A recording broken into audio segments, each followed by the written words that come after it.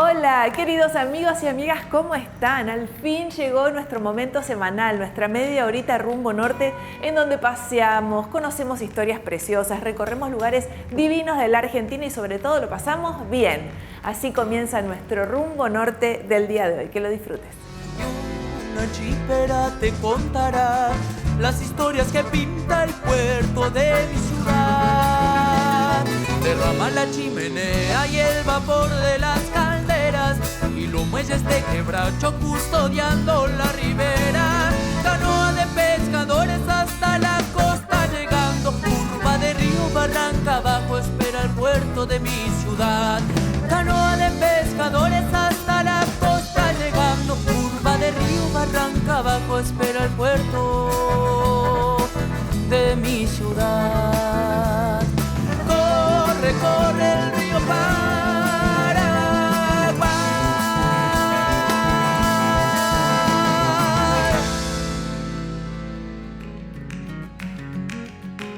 Llega una nueva expedición rumbo norte, la sección en la que el doctor Ignacio Telesca nos presenta, con esa claridad que lo caracteriza, aquellos hechos y sucesos que marcaron la historia de Formosa.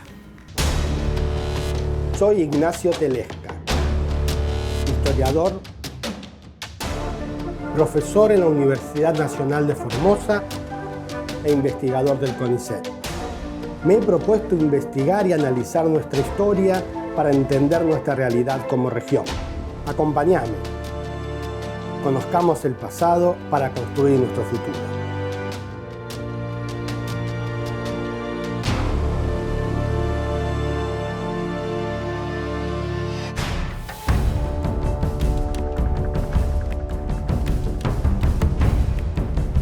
Estamos frente al busto del Mariscal López, quien fuera presidente del Paraguay entre 1862 y 1870. Él es muy conocido en nuestro ámbito porque comandó a las fuerzas paraguayas durante la guerra contra la Triple Alianza.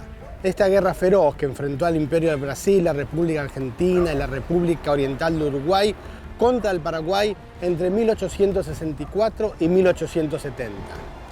Esta tragedia que nos enlutó a todos los países hermanos es un hito en la historia formoseña. Pero quisiéramos preguntarnos si también esta guerra se combatió en suelo formoseño.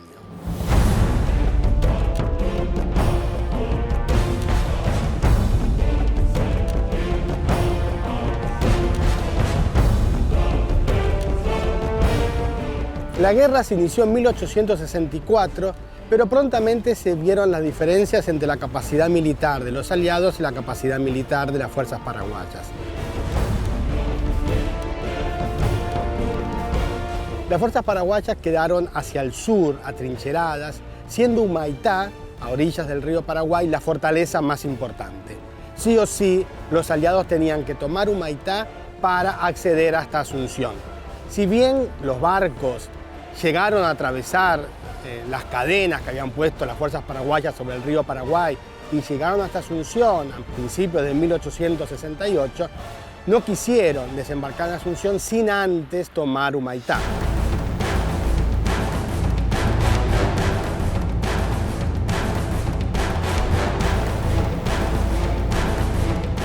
El Mariscal López era consciente que tarde o temprano tenía que caer Humaitá. Entonces envió al ingeniero inglés George Thompson, que trabajaba para las fuerzas paraguayas, para que hiciera un recorrido de la región chaqueña para que su ejército pudiese, atravesando el río Paraguay, trasladarse por el Chaco y volver a entrar al territorio paraguayo al norte de la desembocadura del río Tebicuarí. Una pequeña población llamada Timbó, que hoy se llama Puerto Bermejo, a 15 kilómetros al norte de Humaitá y 15 kilómetros al sur del río Bermejo. De ahí Thompson va hasta Timbó, Puerto Bermejo, y empieza a hacer el recorrido y reconoce un lugar al que pone como nombre Montelindo, al sur de lo que hoy es Herradura, y 10 kilómetros al norte del río paraguayo Tebicuarí, que desembocaba en el río Paraguay. Él arma todo un recorrido y luego, en marzo de 1868, el Mariscal López, con toda su fuerza, de a poco, van trasladándose a Timbó y de Timbó van hasta Montelindo. La cuestión es que se instala en Montelindo y en Montelindo se instala también el cuartel central del ejército paraguayo. Es interesante, anecdótico, que en Montelindo, en el territorio formoseño, por unas pocas semanas, se instaló el centro del ejército paraguayo. Inmediatamente luego cruzan el río Paraguay y se instalan al norte del río Tebicuarí.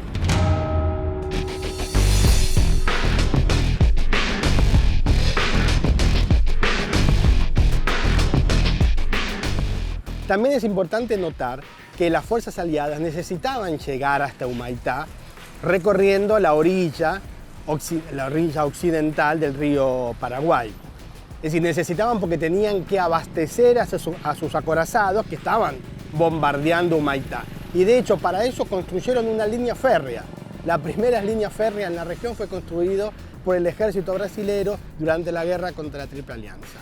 Por supuesto, también sabían que había paraguayos en Timbó, lo que es Puerto Bermejo, y hubo pequeñas escaramuzas, sin mucho éxito por las fuerzas aliadas, no pudieron tomar Timbó, pero lo que sí es interesante es que ya podemos afirmar que en territorio chaqueño hubo combates entre las fuerzas aliadas y las fuerzas paraguayas.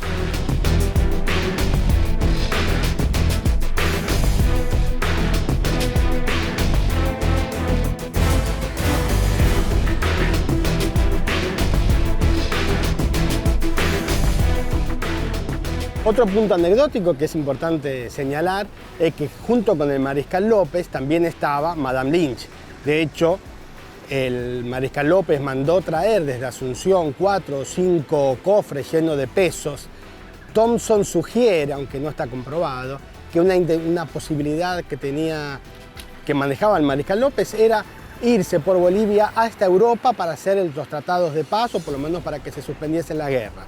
Eso no está confrontado, es extraño que hubiese sido así el pensamiento del mariscal López, pero sí obviamente necesitaba dinero el mariscal para poder pagar los productos, las provistas al ejército, etc.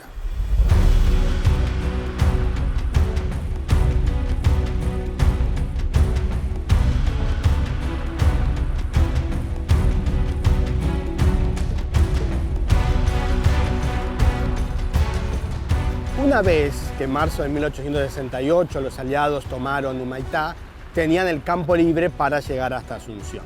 Por supuesto que tenían que vencer primero a las fuerzas paraguayas. Las fuerzas paraguayas estaban concentradas entre el río Tebicuarí y Asunción, una zona de esteros, bastante complicado para los aliados atravesarlos. Sabían perfectamente que no podían ir directo a vencer a los paraguayos, tenían que buscar alguna estrategia. Lo que pensaron fue la de hacer tenazas, es decir, acorralar a las fuerzas paraguayas por el sur y por el norte. Para ir hasta el norte tenían dos alternativas, o era por el río o por el territorio formoseño. Por el río pareciera más sencillo, pero quien solamente podía pasar eran los acorazados, pero estos acorazados no podían trasladar fuerza. Los barcos que sí podían trasladar fuerzas no eran acorazados, eran de madera, muy fáciles para las balas de cañón paraguayos. Entonces lo que hicieron fue atravesar al sur del río Puquicirí hacia lo que hoy es el territorio formoseño. Hicieron todo un camino con más de 30.000 palmas, una detrás de la otra para hacer el camino, y luego sí poder las fuerzas aliadas atravesar ese territorio y salir hacia el norte, a lo que hoy es Villeta, en Paraguay. Y por supuesto que el mariscal López, consciente del peligro de esa incursión aliada, envió a un pequeño ejército al mando de Patricio Escobar, 200 personas. Sabía que no iría a vencer a los aliados, pero solamente al estilo de guerra de guerrillas, complicarle el camino. Finalmente los aliados pudieron llegar y bueno, todos conocemos cómo concluyó en esta guerra.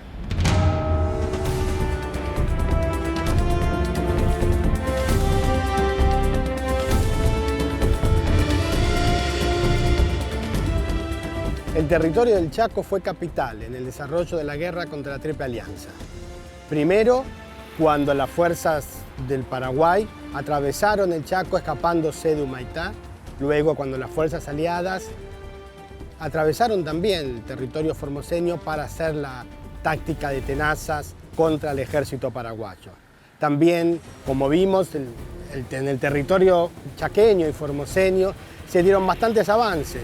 Hubo un ferrocarril, el telégrafo también que se utilizaba constantemente para la comunicación. Como dijimos, ya sabemos cómo concluyó la guerra, trágicamente.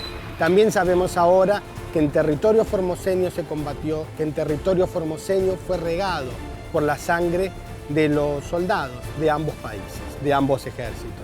De nosotros depende hoy que los frutos de esa sangre sean de hermandad.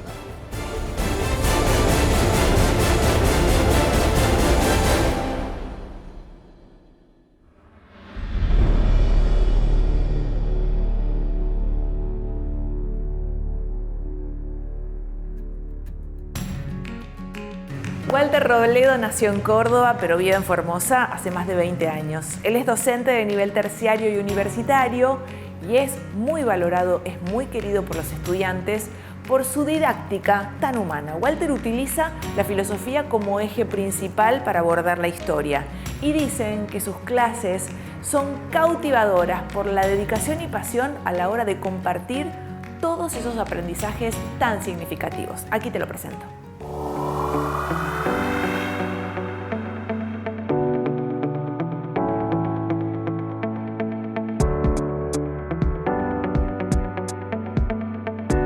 Tengo título universitario de licenciado en filosofía.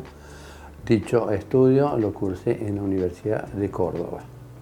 Hace varios años que he venido a Formosa sin título y gracias a Formosa y a las ventas de calzado que comencé a hacer en un primer momento cuando llegué, pude terminar la carrera y con orgullo puedo decir que estoy enseñando en dos instituciones provinciales y en una universidad privada y en las cuales, modestia aparte, tengo una buena reputación acerca del estilo de enseñar, no de la pedagogía, porque busqué un estilo propio y a través de los años lo fui como puliendo, mejorando con la experiencia de la vida.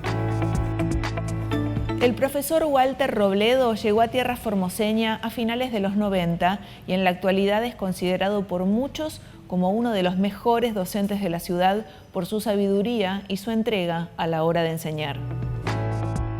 Cuando termino el secundario, los compañeros me regalan un libro de José Ingenieros, El hombre mediocre. Entonces lo empecé a leer y hablaba, como decía el oscuro Heráclito Efeso. Buscaba Efeso y no salía. Después, con los años, estudié y era Efesio la ciudad donde había vivido Heráclito. Y después leí Sócrates, que murió bebiendo la cicuta. Buscaba cicuta, veneno de una planta que al consumirlo se empiezan a enfriar los pies. Digo, qué grosso este tipo morir así. Entonces digo, algún día si puedo estudiar, voy a estudiar filosofía. Así que después, por razones de trabajo, no pude, fui vendedor ambulante, albañil, junté cartones para vender. Y un día es como que ese determinismo metafísico me llamó a mi alma y me dijo, está abierta la puerta de la universidad para que estudies filosofía. Y así fue como con 38 años llegué a la universidad. No la veía ni cuadrada porque eran todos jóvenes alumnos recién egresados, salvo algunos mayores. Y así, con 38 años, después a los 50 pude terminar. Y creo que en todas las carreras universitarias hay docentes que marcan a los estudiantes. Tuve un profesor, Oscar del Barco, doctor en filosofía. Llegó un día, por ejemplo, escribió en el pizarrón, donde hay peligro también crece lo que salva. Quien diga de quién es esta frase ya tiene aprobado el examen. Ninguno de los estudiantes sabíamos, y escribe con letras grandes y con fuerza, Hölderlin, un poeta alemán. Termina la clase, me voy al centro, no sé si en taxi o en colectivo, a una librería, el Aleph, y le pregunto a quien atendía qué tiene de Hölderlin.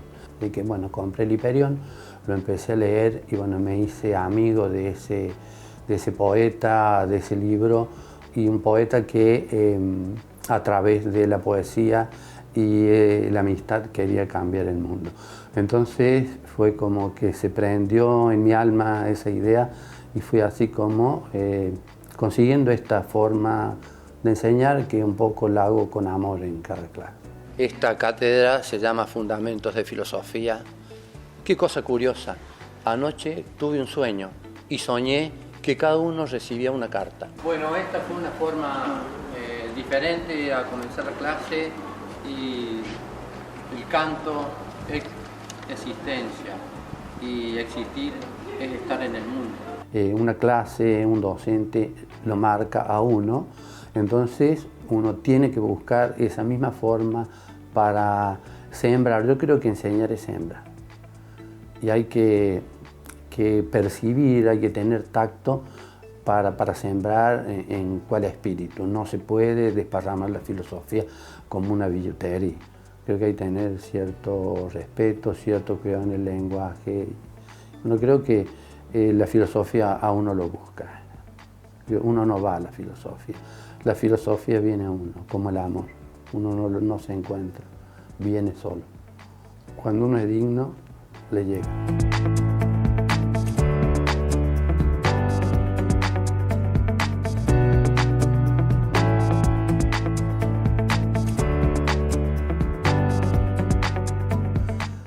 En mi caso particular, la filosofía me mantiene vivo. Me mantiene vivo. He puesto una distancia necesaria entre los bienes materiales.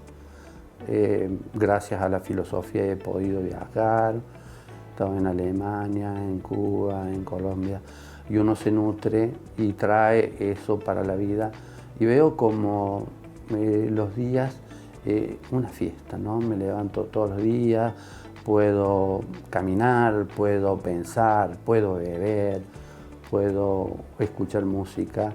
Y por ahí que empecé diciendo el profe que donde hay peligro también crece lo que salva. Creo que un poco la música, el arte son caminos para, no sé si salvar, pero atemperar, ¿no? Como apaciguar esas conductas de riesgo que hoy son muy comunes en todos los ambientes. Y a propósito de la música, hay un filósofo, Nietzsche, que dijo que sin la música la vida sería un error. Ella nos permite viajar hasta lo eterno y regresar. Podía agregar yo también de la filosofía. Héctor Washington Gómez es redactor y coordina un suplemento cultural que se llama Cronopio. Él está cursando la última parte de la carrera de Letras y hace varios años se dedica a la comunicación de la agenda cultural de la provincia. Su perspectiva sobre el arte forma parte de todos los rubros donde se desempeña, sobre todo como escritor. Walter, además, dio vida a obras literarias que circulan en librerías formoseñas y de toda la región. Aquí viene, mira.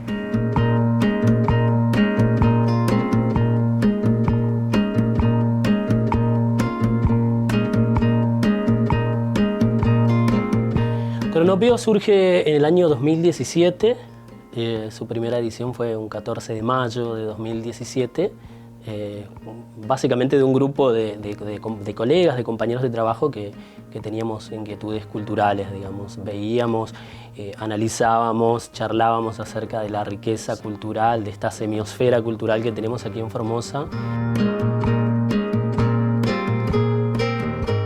Más allá de una difusión de las actividades culturales, necesitábamos también de pronto una interpretación, una lectura crítica, abrir un poco el juego a esa actividad, ¿no? Más allá de la difusión, ¿qué ocurre después de tal o cual obra de teatro que vamos a ver? ¿Qué ocurre después del libro que leímos? ¿Qué ocurre después de un recital al que fuimos a ver a una banda X, ¿no? Entonces la idea fue centrarnos un poco en el después. ¿Qué nos deja esta obra literaria o esta obra artística en general, más allá de difundirla previamente? No me quiero ir, no me puedo ir.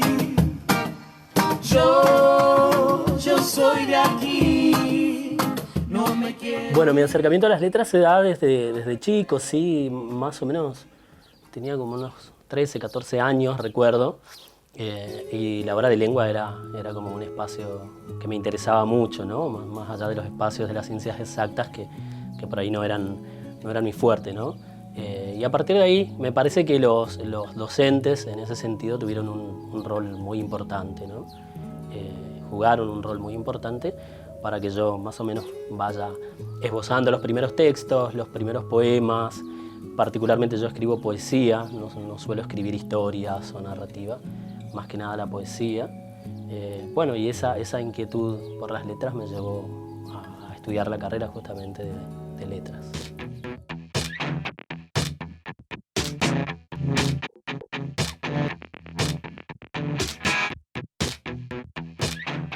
En la carrera de letras también, naturalmente, tuve muchos docentes que también hicieron lo suyo. La carrera de letras también me permitió desembocar en el taller literario del profesor Van Bredan, Orlando Van Bredan, que es como nuestro faro permanente en las letras, ¿no? Así que también el ámbito académico aportó lo suyo. Héctor Washington Gómez es parte del equipo de trabajo de Cronopio, suplemento cultural del diario La Mañana de Formosa. Héctor quiere poner en valor cada producción formoseña. De eso se trata su trabajo, de brindarle al público acceso a las expresiones artísticas. También el rol era ese, digamos, o la idea era esa, poner a dialogar a la comunidad con los artistas y también desde la comunicación, ¿no? La idea es que Cronopio fuera un suplemento cultural, ciertamente, pero hecho por artistas particularmente, no necesariamente con pretensiones netamente comunicativas, ¿no? Sino que tuviera una mirada artística completa o integral. También están los textos en colaboración de los artistas o de la comunidad en general, que de pronto ve una obra de teatro un fin de semana y dice, a mí me produjo esto y quiero expresarlo, digamos. También es importante la mirada de la comunidad, no necesariamente ligada a una pretensión académica, ¿no? Todos podemos disfrutar del arte y todos podemos expresar algo al respecto, ¿no? Junto a los pedazos de tu piel también.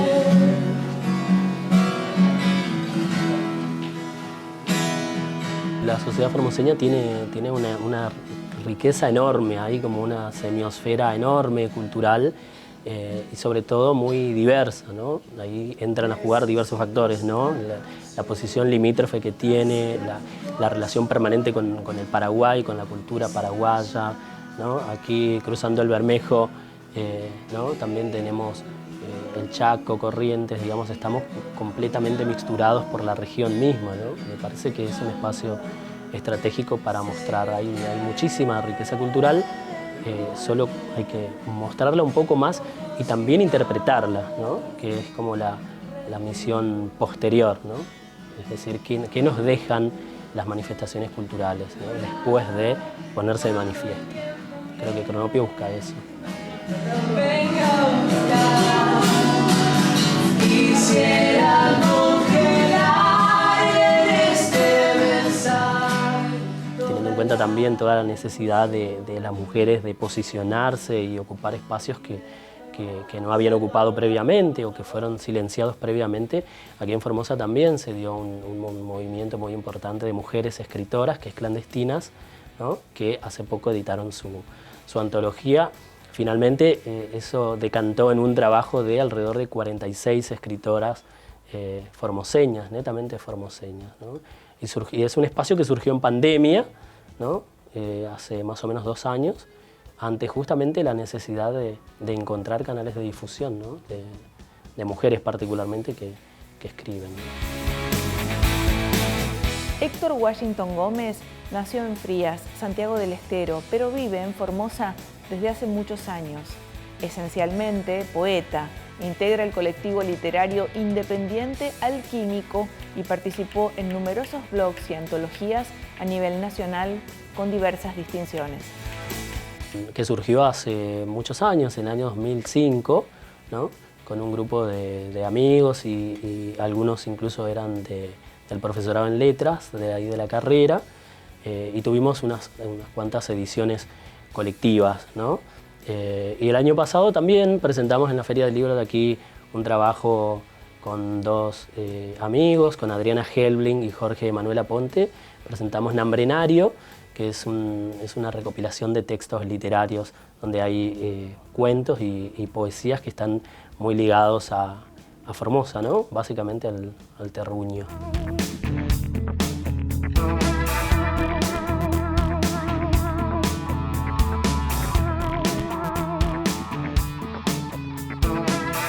Es imposible hacer literatura si no la consumís, digamos, ¿no? Esta idea de si no lees es imposible que puedas escribir algo respetable o digno, ¿no?